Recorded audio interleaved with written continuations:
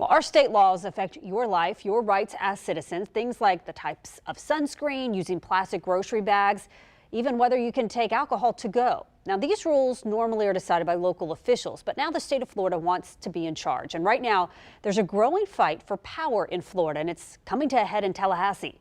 Jessica Clark's on your side to explain. Vacation rentals, home-based businesses, what kind of energy you use to power your stove.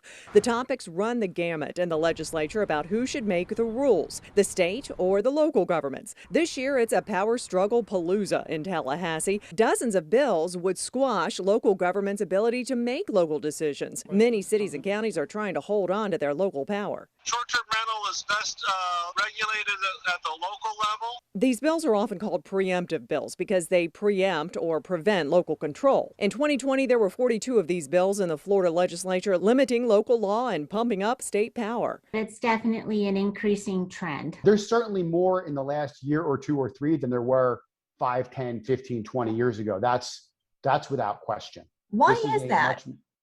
I think it's probably because we're seeing more actions from the local cities that are contrary to the wishes of the state. But I also think you've got industry that gets frustrated when they're told no at the local level. And so some of them can afford to seek recourse in the legislature. For example, Key West banned certain sunscreens that harm coral reefs. In response, state lawmakers passed a bill banning cities from making laws about that type of sunscreen. Political science professor Michael Bender says sunscreen companies swayed the state to take action. Many say what's good for Miami may not be good for St. Augustine, but others say uniformity across the state is best. Representative Travis Hudson of St. Augustine has sponsored several bills that limit local laws. There are times where I think some local governments go above and beyond trying to make decisions that hurt the people of Florida. Jessica Clark, First Coast News, on your side.